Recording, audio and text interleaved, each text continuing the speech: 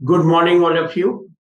This is Ajay Rai, Senior Chemistry Faculty, or today we are discussing about the chemistry paper or second shift decreasing order towards SN1 reaction from the following compounds. As we know, the SN1 it proceeds through the carbocation as the intermediate. We know very well plus M effect increases the stability of carbocation.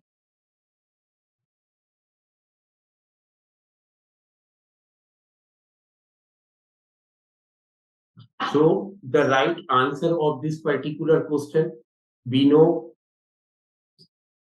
if O M E shows plus I effect, then OME show plus M effect, and ClNO2 shows minus M effect. So the correct order of this particular is, the right answer is B, D, C, A. Option is 1. First option is the right answer. Chlorides of which of the metals are soluble in inorganic solvent? इस question का answer अगर हम लोग देखते हैं तो इसका answer हम लोग सॉल्व करेंगे बच्चों, और वो है फैजान्स रूल से। आप लोगों ने केमिकल बॉन्डिंग में फैजान्स रूल पढ़ा है, एंड फैजान्स रूल ने बताया कि जो हमारे पास कोवेलेंट कैरेक्टर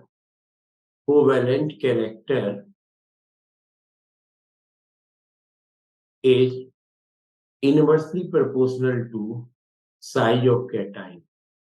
और आप ये देखेंगे कि ऑर्गेनिक कंपोनेंट कोवेलेंट मॉलिक्यूल होंगे, जितना ज्यादा कोवेलेंट कैरेक्टर होगा उतना ज्यादा उसके अंदर सॉल्युबिलिटी होगी। तो इसका राइट आंसर होगा, answer is 4, beryllium is our right answer. क्यों? क्योंकि बेरिलियम के अंदर कोवेलेंट कैरेक्टर सबसे ज्यादा होगी। थर्ड क्वेश्चन हम लोगों के बीच है from one again very easy question from S block elements. आप लोग एक बात जानते हैं कि जो लिथियम है, लिथियम सो डायगोनल रिलेशनशिप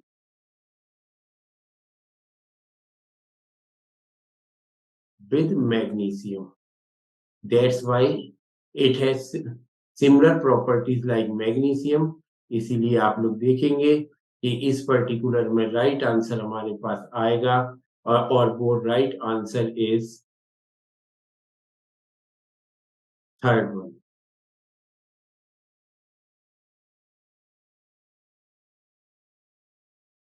अब हम लोग नेक्स्ट क्वेश्चन पर देखते हैं।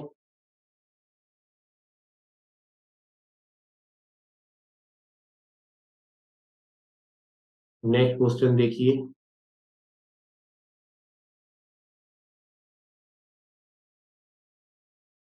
ओके, फोर्थ क्वेश्चन देखिए। Another question from P block. We know very well in case of 16th group bond dissociation energy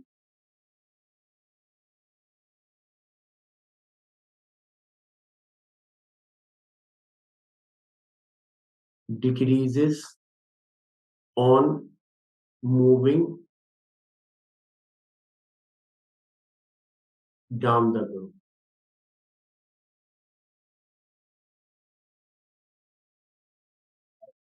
next option हम लोग देखेंगे। तो right answer of this particular question is that कि जैसे बॉन्ड एनर्जी ऊपर से नीचे पर गिरेगी तो सबसे ज्यादा अगर हम लोग देखते हैं तो बॉन्ड डिसोसिएशन एनर्जी, सबसे कम बॉन्ड डिसोसिएशन एनर्जी जो हमारे पास होगी वो होगी टेरिलियम H2Te की, फिर H2Se की, फिर H2S और सबसे ज्यादा होगी H2O की। So the right answer is 1।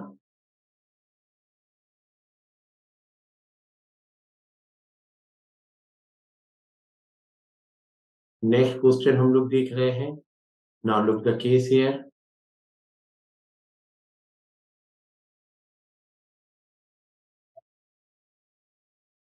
Nestle reagent आप लोगों को मालूम है कि जब हम लोग KOH में HgI2 को एक्सेस में डालते हैं, देखिए आप यहाँ पर कि जब हमारे पास Nessler's reagent is fourth one, this is our right answer K2HgI4 specific test for ammonia and ammonium। Nessler's reagent आप लोग जानते हैं, ये ब्राउन कलर की पीपीटी देता है।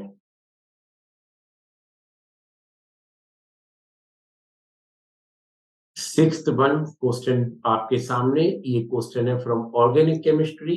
और आप लोग एक बात जानते हैं कि pKa जो है एक इनवर्सली प्रोपोर्शनल टू Ka होता है और इनवर्सली प्रोपोर्शनल होता है एसिडिक स्ट्रेंथ के। तो सबसे वीक एसिड को हम लोगों को सबसे आगे रखना है। आप देखेंगे कि +M और +I effect decreases the acidic strength. तो हम देखते हैं कि इसमें सबसे ज्यादा एसिडिक स्ट्रेंथ ये हमारे पास +M एंड +I डिक्रीजेस एसिडिक स्ट्रेंथ, ये एसिडिक स्ट्रेंथ को डिक्रीज करेगी। और +M एंड -I इंक्रीजेस एसिडिक स्ट्रेंथ। ये आप लोगों को मालूम है कि ये एसिडिक स्ट्रेंथ को बढ़ाएगा। तो डियर स्टूडेंट्स, आप लोग देख रहे हैं कि NO2 -M इफेक्ट शो करेगा एंड ये CH3+I की तरफ, और N पर लोन पेयर जो सेकेंडरी अमीन्स है, सेकेंडरी अमीन सबसे ज्यादा शो करेगा। तो आप लोगों को एक बार दिखाई दे रहा है, सबसे वीक एसिड होगा फिनॉल का होगा सेकंड वाला, फिर होगा डी वाला, फिर होगा हमारे पास ए वाला C. The right answer of this option is second one. Getting the point clearly कि +M एंड +I decreases the acidic strength, -M and -I increases the acidic strength। This is the good question from and easy question from organic chemistry। अब next question हम लोग देखते हैं। Now look the case here. Next question oh good question, ये आप देखिए, this is the good question of this is the good question from atomic structure. We know very well, question कह रहा है the wave function of 2s is given, radial node is form trace R. तो देखिए आप एक बात जानते हैं, नोड एक particular point where the probability node where the probability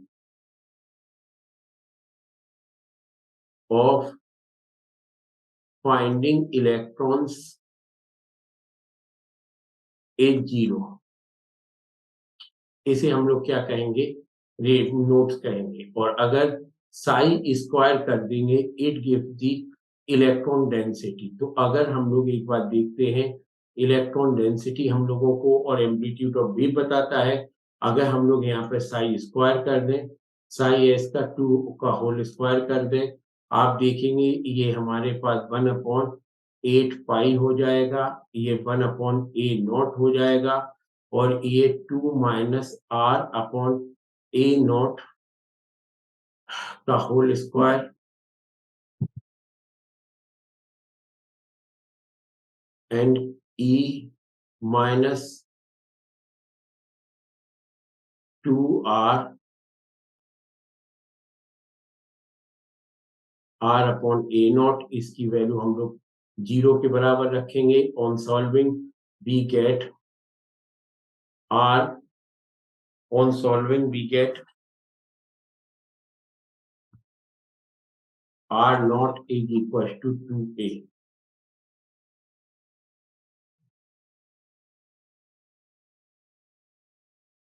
So second is the right answer। Next देखिए, next question.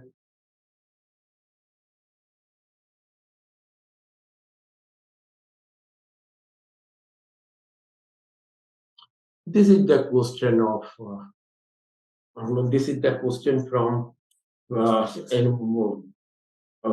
chemistry in everyday life, and it is the matter of fact.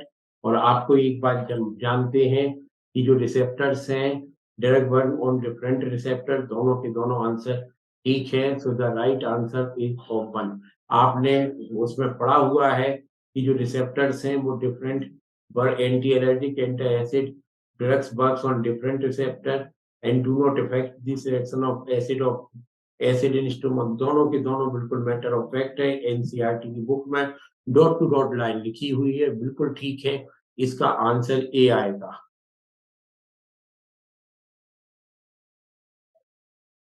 Next question देखिए, next question from KMnO4 D block element in acidic medium, in acidic medium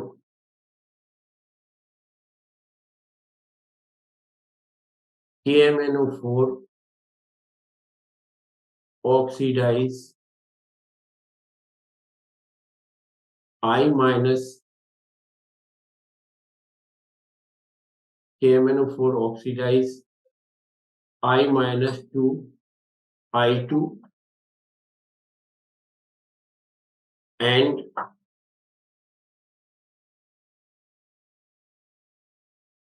I minus 2 IO3 in basic medium।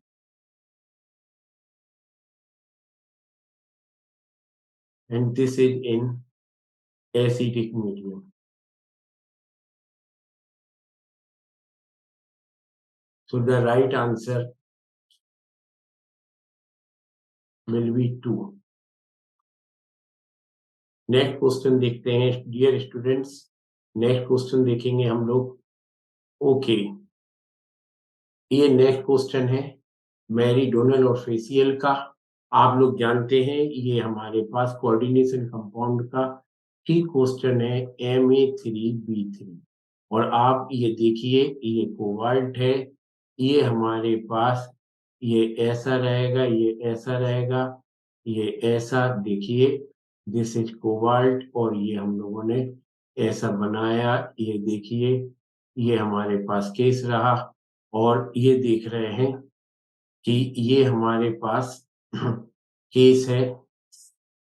जब हम लोगों ने ये facial देखिए, ये the bond angle between the, जैसे CH3 ले लें और ये हमारे पास NH3 और ये NH3 और ये Cl, ये हमारे पास Cl और ये Cl।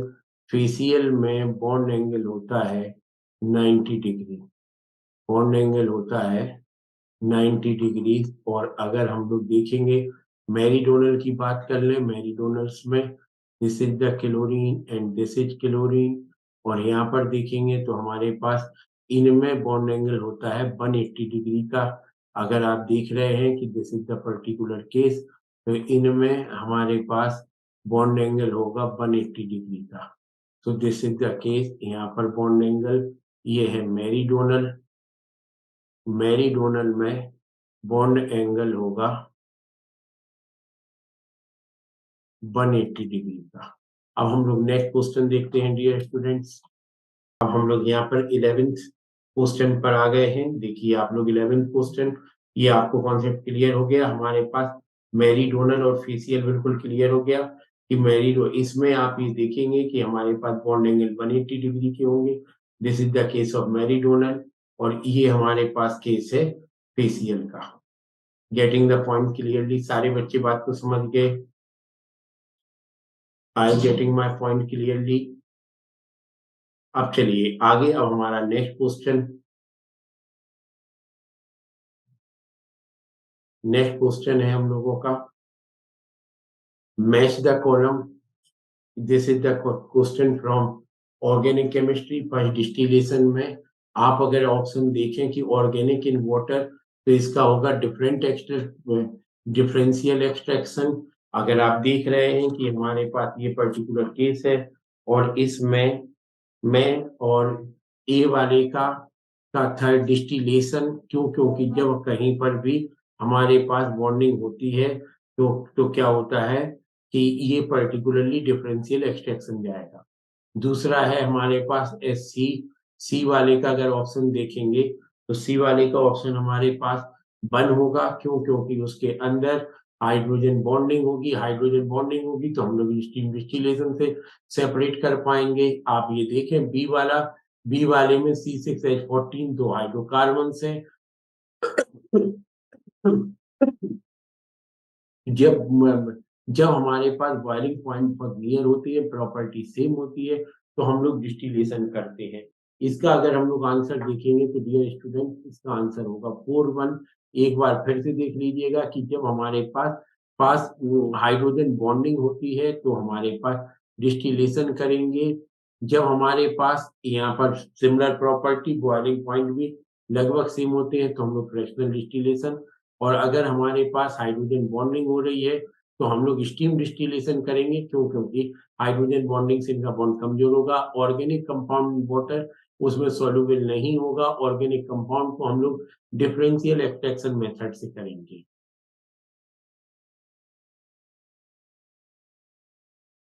ओके, बहुत प्यारा क्वेश्चन है ऑर्गेनिक केमिस्ट्री का। Question number 12, the most stable carbocation for the formation.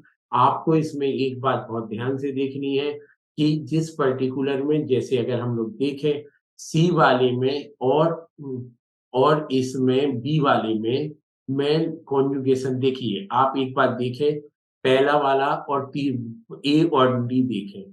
In A and D, in A and D, lone pair of NH2 does not involve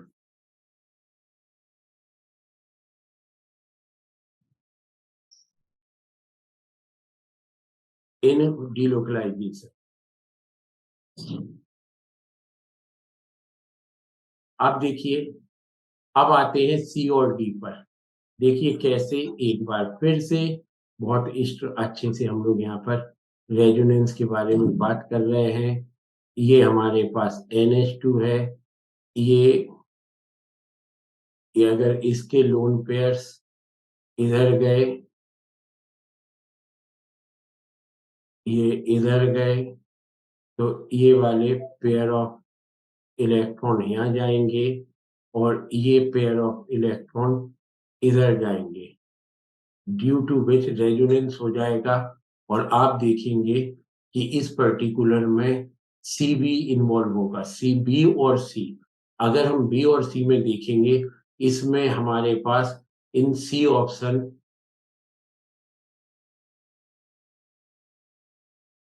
loan pair of NH2 involved in resonance as well as it contains parallel conjugation।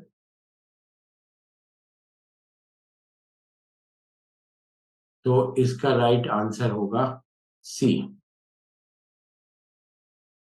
Student समझ में आ गया, clear हो गई भाई? जिसमें हमारे पास सी option में, ए और डी ऑप्शन में lone pair of NH2 does not involve in delocalization, B option में lone pair of NH2 involve in delocalization. But the problem is that कि वहां पर पैरेलल कॉन्जुगेशन नहीं हो रहा है, आइसोलेटेड कॉन्जुगेशन हो रहा है। और आप लोगों ने पढ़ा है पैरेलल कॉन्जुगेशन जो होता है अब वो ज्यादा स्टेबल होगा। तो इसलिए हमारे पास C is the right answer. अब हम लोग नेक्स्ट न्यूमेरिक क्वेश्चन देखते हैं बच्चों। Very easy question from atomic structure. Maximum number of electron is equal to 2n square, यानी कि 2 इंटू 4 का होल स्क्वायर। आप देखेंगे this is 32। So right answer of this question is 32. Very easy question.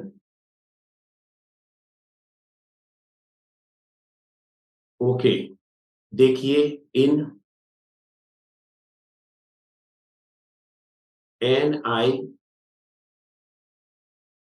whole 4, all the d orbitals of Ni is filled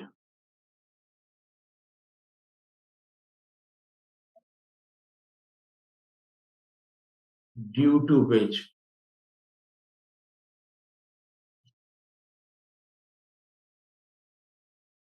its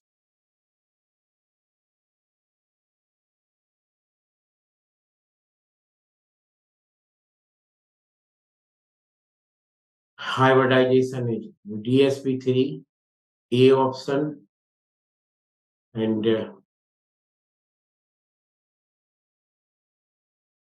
अगर हम लोग second वाला देखें, सेकंड में NH3 स्ट्रॉन्ग लाइगेंड,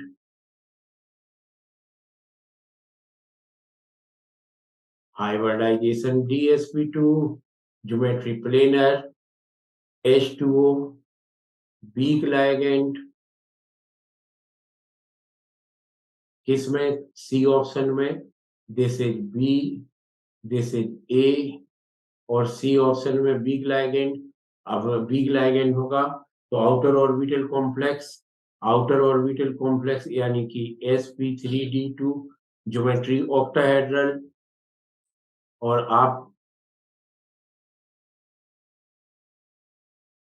सॉरी या सही है, दिस इज D1। सी देखेंगे NH3 फिर strong ligand,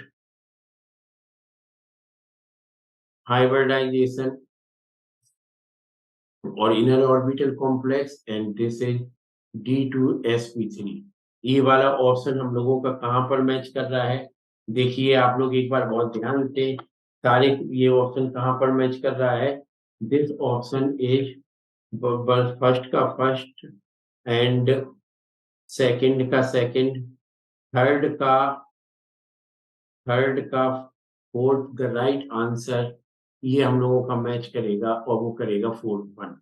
getting the point clearly, आप लोग जानते हैं अगर हमारे पास कोऑर्डिनेशन नंबर 4 होता है और स्ट्रॉन्ग लाइगेंड है तो हमारे पास हाइब्रिडाइजेशन DsP2 होता है, लेकिन अमो इसमें निकल कार्बोनाइल के केस में Ni में 8 पूरे कंप्लीटली फिल्ड इलेक्ट्रॉन होते हैं।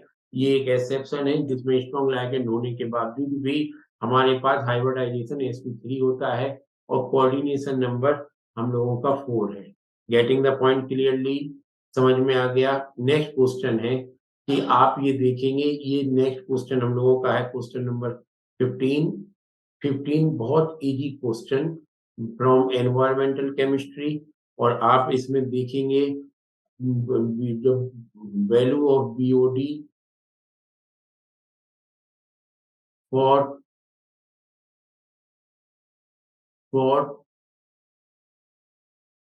प्योर वाटर या प्यूरिफाइड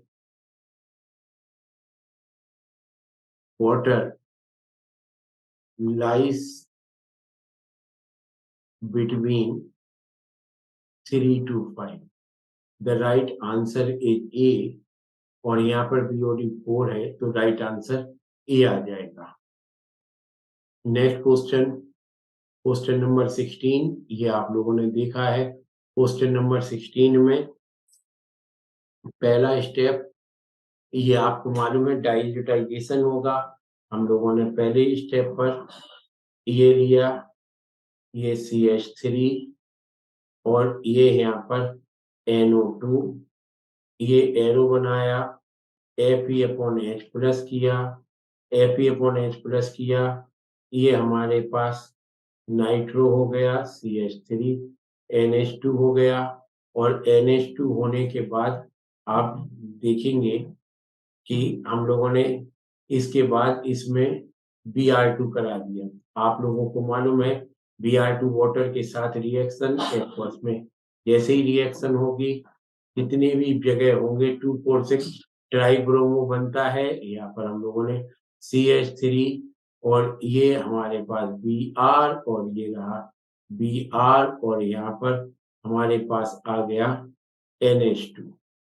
अगर हम इसी पर्टिकुलर कंपाउंड पर HNO2 की रिएक्शन कराएंगे, HNO2 की रिएक्शन पर ये बनेगा हमारे पास benzene dihydrogen chloride N double bond N Cl और ये Br और ये हमारे पास Br और इसको अगर हम H3PO4 कर देंगे, PO2 सॉरी, आप लोग देखेंगे ये हमारे पास रिडक्शन हो जाएगा। रिडक्शन होगा तो डाइज़ोटाइजेशन हट जाएगा, डाइज़ोनियम क्लोराइड सॉल्ट हट जाएगा, Br यहाँ पे बन जाएगा। This is the case of Br, this is the case of Br। The right answer of this question is a.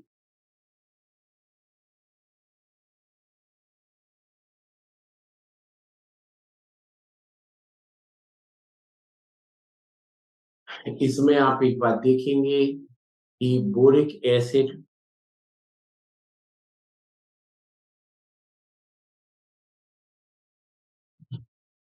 contains the hydrogen bonding with other molecule और आप एक बार देखेंगे इसीलिए strong boric acid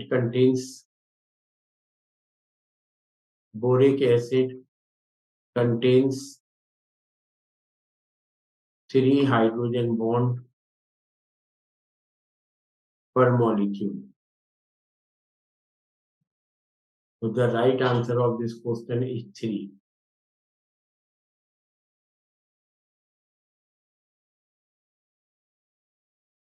ओके, ये आप लोगों ने देखा है कि हमारे पास ये क्वेश्चन है बर्नर्स कोऑर्डिनेशन थ्योरी से और बर्नर्स ने ये बात आप लोगों को बता रखी है कि जब कभी भी हमारे पास क्या प्राइमरी वैलेंसी आयनाइज होती है, सेकेंडरी वैलेंसी आयनाइज नहीं होती है। प्राइमरी वैलेंसी वो है जो रिंग के बाहर है। अगर आप देखें कि अगर हमने इसमें ये लिया 5 और SO4 और ये Br इसकी रिएक्शन AgNO3 से कर देंगे तो यहाँ पर AgBr बन जाएगा और इनकी पीपीटी बन जाएगी। इसी तरह से अगर हम ये देख रहे हैं CONH3 होल 5 Br और ये हो गया SO4 प्लस हमने AgNO3 की रिएक्शन कर दी तो यहाँ पर सॉरी इधर पर रिएक्शन कर दी हम लोगों ने Br2 की BaCl2 की। तो आप एक बार देखेंगे BaCl2 की रिएक्शन पर हमारे पास बनेगा AgCl BaSO4 का फॉर्मेशन होगा। इसके हमारे पास 0.02 मोल्स हैं और इसमें भी अगर हम लोग देखते हैं ये हमारे पास 0.02 है। आप देखेंगे यहाँ पर भी प्रोडक्ट में कितने बनेंगे बच्चों 0.02 और यहाँ पर भी कितने बनेंगे हमारे पास 0.02। तो इसका सही आंसर आएगा थर्ड वन। क्यों? क्योंकि आप एक बात देखेंगे बर्नर्स कोऑर्डिनेशन थ्योरी का एक इम्पोर्टेंट सा क्वेश्चन था कि जब कभी भी हमारे पास ये रिएक्शन होगी तो उसमें पर्टिकुलरली जितनी भी कैटाइंस और वो होंगे प्राइमरी वैलेंसी आयनाइज हो जाती है, सेकेंडरी वैलेंसी आयनाइज नहीं होती है। इसलिए हमारे पास ये रिएक्शन में ये पर्टिकुलर केस रहा। क्लियरली समझ में आ गया बच्चों को कि प्राइमरी वैलेंसी क्या होगी, आयनाइजेबल होगी, सेकेंडरी वैलेंसी आयनाइजेबल नहीं होगी। दोनों में देखेंगे तो हमारे पास 0.2 मोल 0.02 मोल है, 0.02 मोल्स बनेंगे। This is the question, the right answer is third. Getting the point clearly. अब हम लोग अगले क्वेश्चन की तरफ चलते हैं।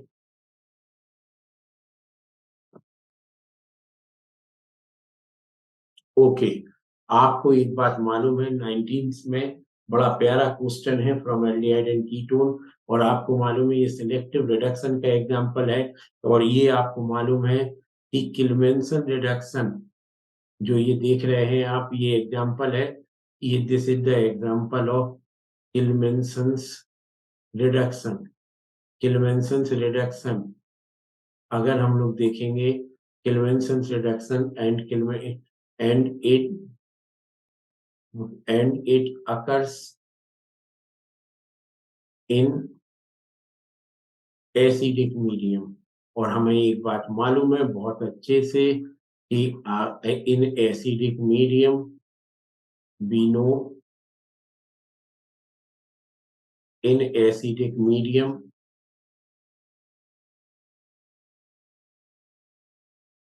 alcohols undergo dehydration reaction।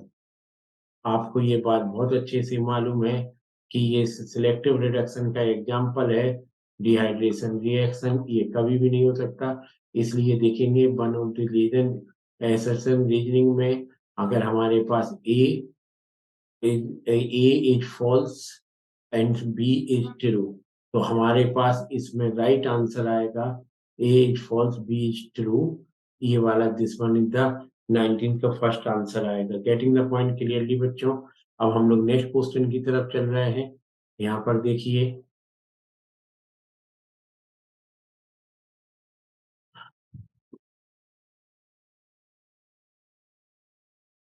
अब ये देखिए अगला क्वेश्चन हम लोगों के सामने।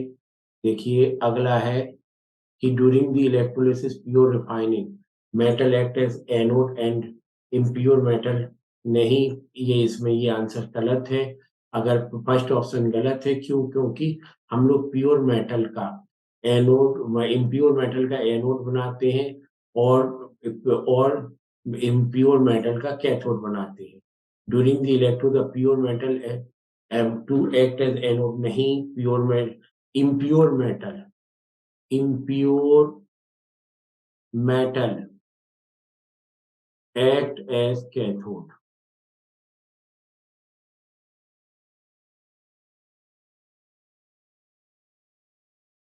Getting the point. और ये बिल्कुल ठीक है कि Na3Al6 is mixed to decrease the melting point of Al2O3। ये बिल्कुल ठीक है। So the right answer of this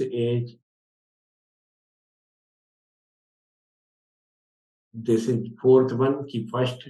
ये बिल्कुल पहला स्टेटमेंट इनकरेक्ट है, अगला बिल्कुल ठीक है। 21 क्वेश्चन देखिए, वेरी गुड क्वेश्चन। आप लोग एक बात देखेंगे कि इसमें अगर हम लोग हिंट करके देखें, बहुत ध्यान से देखिए कि क्वेश्चन कह रहा है number of compound from the following which does not dissolve in sodium bicarbonate and NaOH but dissolve in hot NaOH solution. आपको भी बहुत प्यारा क्वेश्चन है ऑर्गेनिक केमिस्ट्री का। ये आपको एक बात मालूम है, ईथर ऐसा करते हैं, ethers are soluble in alkaline medium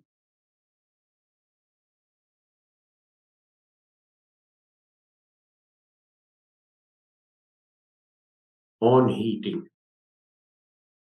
sorry, ether नहीं होगा, सॉरी बच्चों, this is not the ether but it is esters. तो आपके पास यहाँ पर राइट आंसर, अब आप लोगों को इसमें सेलेक्ट करना है कौन कौन से एस्टर्स हैं।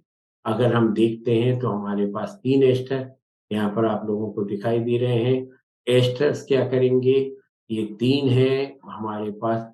राइट आंसर आएगा 3।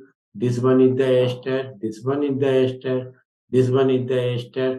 तो ये 3 एस्टर हम लोगों के क्या होंगे, हॉट एंड कॉन्सेंट्रेटेड के NaOH में सॉल्युबल हो जाएंगे, लेकिन डाइल्यूट में नहीं होंगे। बाकी के कार्बोक्सिलिक एसिड और फिनॉल सारे के सारे डाइल्यूट NaOH में सॉल्युबल हो जाएंगे।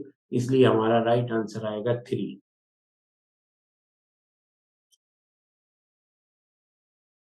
ये बहुत प्यारा question, one of the most question from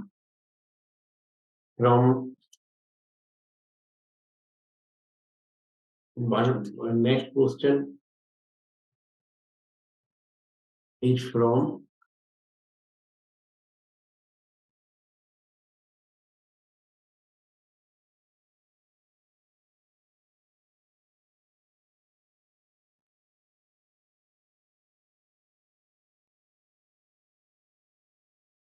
next question is from thermodynamics. बहुत बढ़िया क्वेश्चन है।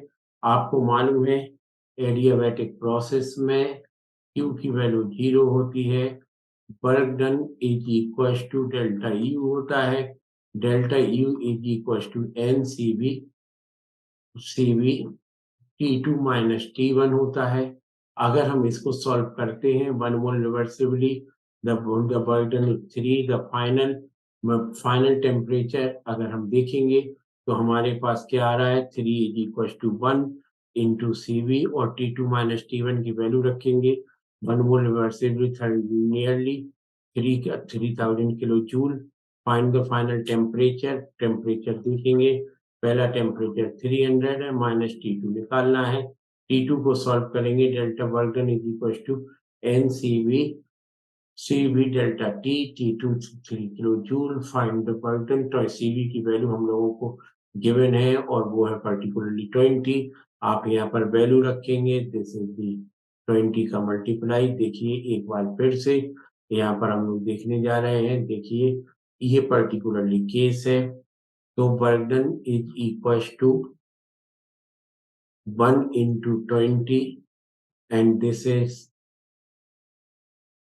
T2 हमें निकालना है, T1 300 है, बर्डन 300 किलो जूल है, तो इसकी जगह पर 320 into T2 minus T1। On solving we get T2 is equal to 150। अगला केस देखिए, ये हमारे पास बहुत प्यारा क्वेश्चन। आपको एक बात मालूम है, लोअर वैल्यू वाला हमारे पास एनोड होता है और ये हमारे पास कैथोड होता है। This is the anode and this is cathode. अगर एनोड और कैथोड दोनों हैं तो ई नॉट की वैल्यू हम लोग निकालेंगे। आपको मालूम है नेक्स्ट इक्वेशन में हमारे पास दो पार्ट होते हैं, जो एक तो ई नॉट ऑफ सेल निकालना होता है। ई नॉट ऑफ सेल क्या करेंगे, reduction potential of cathode minus reduction potential of anode. Lower वाले एन वैल्यू वाला कैथोड हमारे पास 0.36 प्लस 2.36, इसे सॉल्व करेंगे, ये हमारे पास 2.72 आएगा। अब आप लोग यहाँ पर देखेंगे, ये तो ई नॉट की वैल्यू आ गई है। अब हमारे पास नेक्स्ट इक्वेशन की वैल्यू अगर हम देख रहे हैं, एनोड पर क्या हो रहा होगा, x से x2, और this is the case of anode. ये हमारे पास सॉलिड है, ये हमारे पास एक्वस है।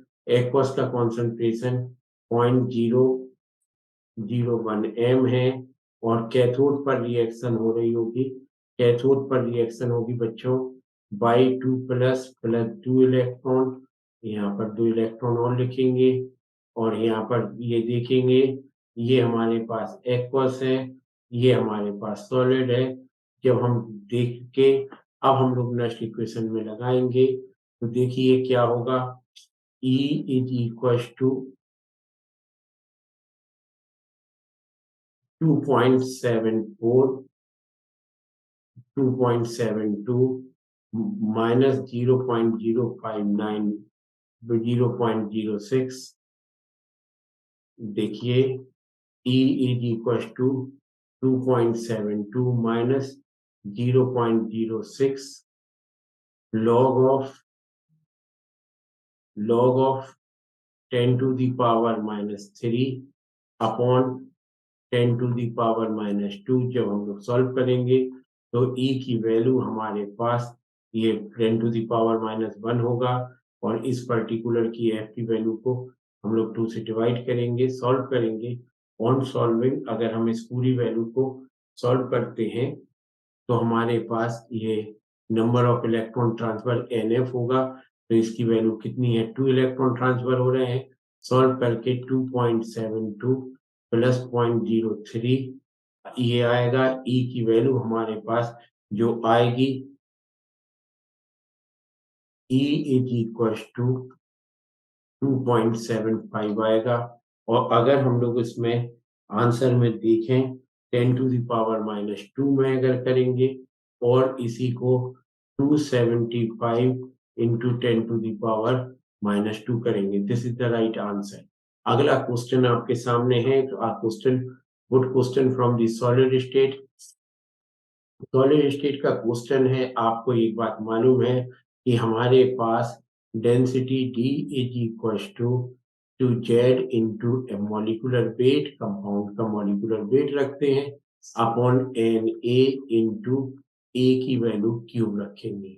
डेंसिटी अगर हमें जेड की वैल्यू कैलकुलेट करनी है, ये वैल्यू हमारे पास कैलकुलेट करनी है, तो हम क्या एक काम करेंगे, Z is equal to D into Na into A cube upon molecular weight करेंगे। यूनिट्स का बहुत विशेष ध्यान रखेंगे। Z इज इक्वल टू, हमारे पास डेंसिटी कितनी है, 4 ग्राम है। Na की value 6 into 10 to the power 23 है। A क्यूब की value 5 into 10 to the power -8 का होल क्यूब है, अपॉन मॉलिकुलर वेट हमारे पास 56 प्लस 16 है।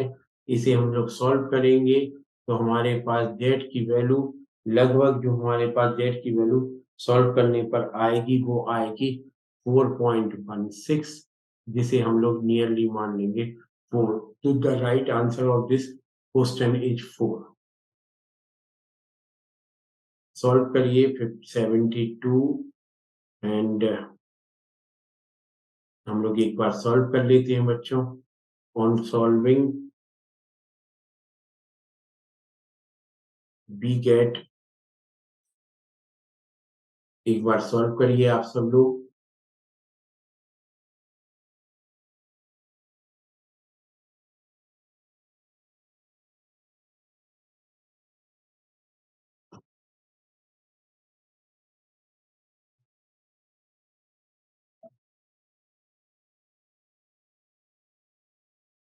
On solving we get the answer. इसके बाद आपके पास नेक्स्ट क्वेश्चन है, जो बहुत इंपॉर्टेंट क्वेश्चन है, तो उससे हमारे पास 25th क्वेश्चन यहाँ पर हम लोग देखेंगे कि molarity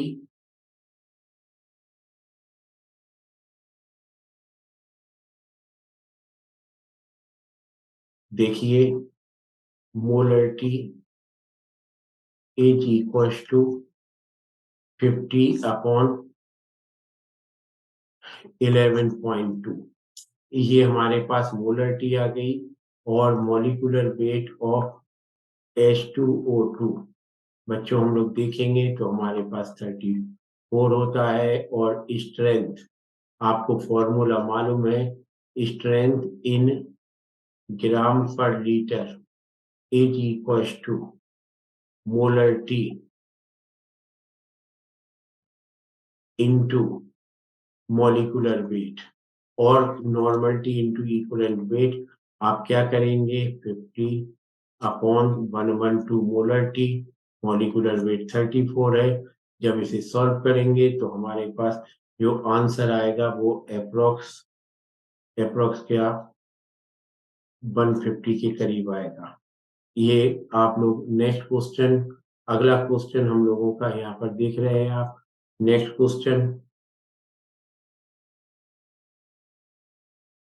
question is from biomolecule, और बायोमोलिक्यूल में आप लोगों ने ये क्वेश्चन बहुत अच्छे से किया हुआ है। ये बायोमोलिक्यूल का न्यूमेरिकल बड़ा आसान है। आपको एक बात मालूम है, +2 में फॉर्मूला भी है कि number of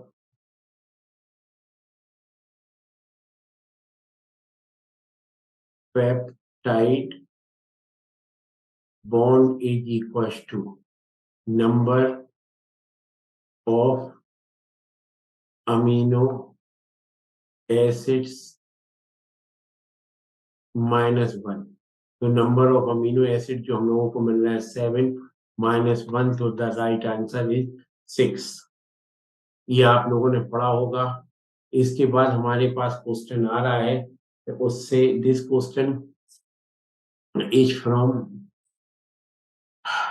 liquid solution, easy सा क्वेश्चन है।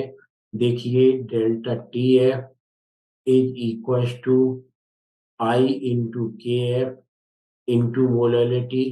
क्वेश्चन में ये दिया गया है delta T F is equal to, अगर हम लोग सॉल्व करें आई की वैल्यू देखिए हम लोगों को गिवन है 2.67, के एफ की वैल्यू हम लोगों को गिवन है 1.8 है। मोलैलिटी देखेंगे, मोलैलिटी का फॉर्मूला है weight of solute 30% by wait, तो ये 38% ये होगा। H2SO4 का मॉलिक्यूलर वेट है 98, 62 ये होगा, 1000 ये होगा। इसे जब हम लोग सॉल्व करेंगे तो डेल्टा टी एफ जो आएगा वो हम लोगों का 31.6 डिग्री आएगा। और आपको एक बात मालूम है कि फ्रीजिंग पॉइंट के लिए delta T F is equal to 0 minus 31.6, यानी कि हमारे पास 31.6 आ रहा है। और आंसर दिया गया है द टेम्परेचर इन केल्विन, तो टेम्परेचर फ्रीजिंग पॉइंट का जो आएगा वो आएगा 273 माइनस 31.6, जिसे हम लोग कह सकते हैं 242, जिसका हमारे पास इसे सब्ट्रैक्ट करने पर लगभग हमारे पास आंसर आ जाएगा 242 kelvin. This is the temperature जिस पर ये कंप्लीटली हो जाएगा। अब अगला न्यूमेरिकल हम लोग देखने जा रहे हैं। अगला numerical an organic compound first undergo decomposition if the time taken 60% is 540, then the time required for the 90% will be. तो अगर हम लोग ये वाला क्वेश्चन देखेंगे, लॉग की वैल्यूज हम लोगों को गिवन है, ये बड़ा इंपॉर्टेंट क्वेश्चन है आपके सामने। ये देखिए कि ये हमारे पास 28 क्वेश्चन, ये केमिकल काइनेटिक्स से an organic compound first order if the time taken for the 60% is 540, then the time required for will be in second nearly। log की वैल्यूज हम लोगों को गिवन है, log 10 log 2 की वैल्यू सारी given है। देखते हैं ये क्वेश्चन आपको मालूम है t is equal to 2.303 first order के लिए upon k log of a upon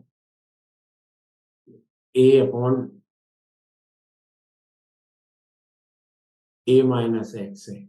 अगर हम लोग यहाँ पर देखें तो हमारे पास फर्स्ट स्टेप में t 60% है, t 60% में देखेंगे 2.303 upon k log of 100 upon 100 minus ये 40, t 90% अगर हम देखें तो ये 2.303 upon k log of 100 upon 10, इन दोनों वैल्यूज में देखेंगे, इसे सॉल्व करेंगे एंड ऑन सॉल्विंग अगर आप ये देख रहे हैं T60 में 100/10 और इसको दोनों को डिवाइड करेंगे तो हमारे पास डिवाइड करने पर on dividing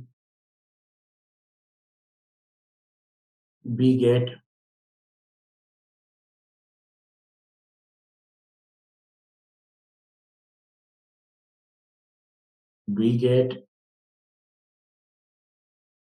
T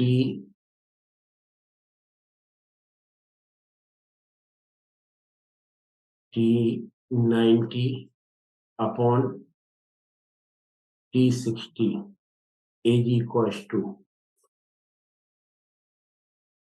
log 100 upon 40 upon log 100/10, और इसे हम लोग सॉल्व कर लेंगे and then we would get the answer there. इसमें देखेंगे ये हमारे पास पर्टिकुलर केस हो गया, इसे सॉल्व करके then we would get the answer. जो ये वैल्यू आ रही है ये 1/40 100 और इसे सॉल्व करते we get the answer there. अब नेक्स्ट क्वेश्चन है हमारे पास 29 क्वेश्चन। 29 क्वेश्चन में अगर आप देखेंगे कि x अपॉन p की वैल्यू निकालनी है तो देखिए क्वेश्चन ये कह रहा है कि भाई x upon m is equal to k p की पावर 1/n। अगर हमें x अपॉन n की वैल्यू निकालनी है तो ये वैल्यू निकालनी पड़ेगी। क्वेश्चन में हमारे पास गिवन है कि यहाँ पर ये स्लोप है, ये log x/m है और ये हमारे पास log p है। log p हमारे पास m की वैल्यू ग्राफ बना के देखा, ये हमारे पास 45 डिग्री है। tan 45 degree is equal to 1 होगा, log की वैल्यू 1 होगा। स्लोप इसे आप क्या करेंगे, taking log both the side. जैसे ही हम taking log both the side करेंगे, taking log both the side, तो आपके पास आएगा log x/m is equal to log k plus 1/n into log p। और आप एक बात देख रहे हैं, कंपेयर करेंगे y is equal to c plus mx से। m की वैल्यू हमारे पास tan थीटा है, m is equal to tan theta. tan theta tan 45 है, tan 45 की वैल्यू 1 होती है। और आप एक बात देखेंगे कि यहाँ पर वैल्यू रखेंगे k की वैल्यू, ये हमारे पास इंटरसेप्ट है, इसकी वैल्यू जो हम लोगों को गिवन है, इसकी वैल्यू ये log c, ये हमारे पास 0.06020 है। इसकी वैल्यू जब सॉल्व करेंगे तो k की वैल्यू हमारे पास 4 आएगी, n की वैल्यू 1 आ गई है। अब आप लोग आगे देखें, सॉल्व करने पर k की वैल्यू 4 आ गई है, n की वैल्यू 1 आ गई है। अब देखिए, ये हमारे पास पर्टिकुलर केस रहेगा। इधर log सॉल्व कर लिया, x/m is equal to 4 into 0.4 की पावर 1 इंटू, तो ये हमारे पास आ गया, सॉल्व करने पर ये आ गया 16 into 10 to the power -1। This is the right answer. ये देखेंगे कि this is the Le Chatelier principle. Le Chatelier's principle, according to Lee Chatelier principle,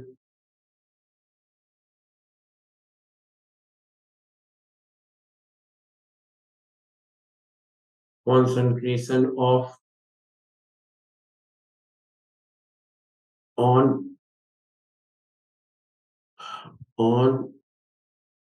increasing the concentration of reactant, concentration of product increases। Okay बच्चों, आप एक बात देखेंगे इस पूरे पेपर में, सारी बातों में सबसे इम्पोर्टेंट बात ये है कि नियरली हर एक टॉपिक से क्वेश्चन पूछा गया है। आप लोगों को एक काम क्या करना है कि जैसे भी आप ये देखें कि जितने भी क्वेश्चंस ये आपने देखे हैं, आप अब आपका काम है कि जितने टॉपिक्स आपके कमजोर हैं उनको निकालिए और ये जो आपके पास टाइम है उसे यूज कीजिए और अपने मेंटर से मिलकर उन टॉपिक्स को स्ट्रांग बनाइए। आप इस पेपर में एक खास बात देखेंगे, नियरली जेई ने हर एक टॉपिक में से एक एक क्वेश्चन दिया हुआ है, तो आपको सिलेबस भी कंप्लीट करना पड़ेगा। Best of luck for the coming exam. Thank you.